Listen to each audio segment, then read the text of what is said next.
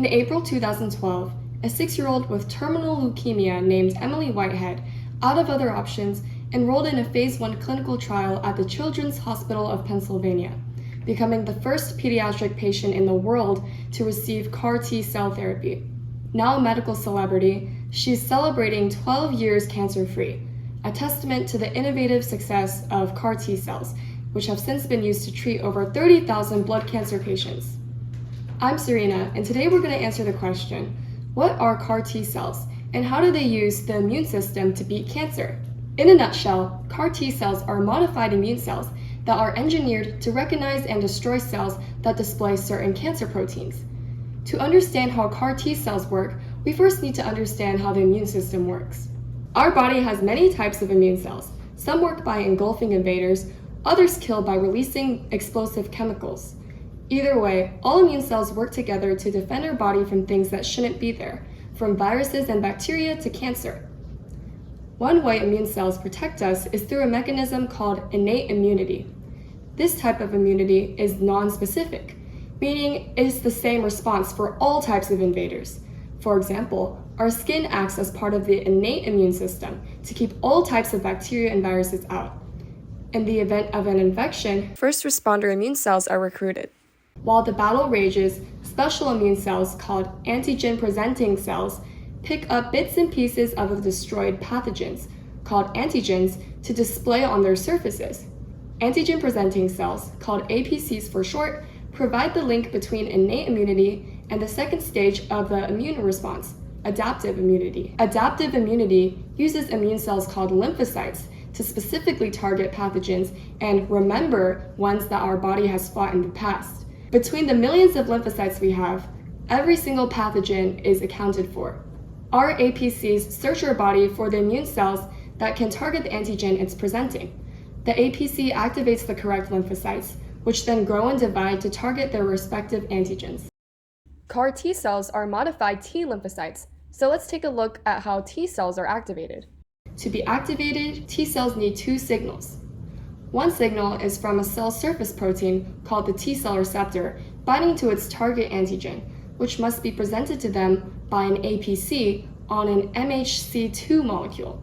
You can think of the MHC2 molecule as a silver platter. The second signal is from a protein called the co-stimulus. Its signal acts like a second check to make sure the T cell is supposed to be activated. Once both signals are created, the T cell is activated and can now effectively terminate infected cells that display the antigen with MHC1 molecules or non-silver platters. CAR T cells are made from the patient's own T cells. Chimeric antigen receptors, called CARs for short, are engineered and inserted into the cells so that they recognize antigens on the patient's cancer cells. Like the Greek monster Chimera, a CAR's body parts come from many different sources. The target binding domain of a CAR targets a specific cancer protein and is made from receptors of a different lymphocyte, B cells. This is because, unlike T cells, B cell receptors don't need their antigen to be presented to them on an MHC molecule. It only needs to be on the cell surface. So, a CAR T cell can target surface antigens on cancer cells even if they aren't displayed on MHC1 molecules. The signaling domain of a CAR combines the signaling domains of a normal T cell receptor and its co-stimulus, simplifying the signaling process from 2 steps to 1. In a lab, the patient's T cells are isolated and infected with a harmless virus that contains the engineered CAR gene, allowing the T cells to express the CAR gene and make CARs, turning them into CAR T cells.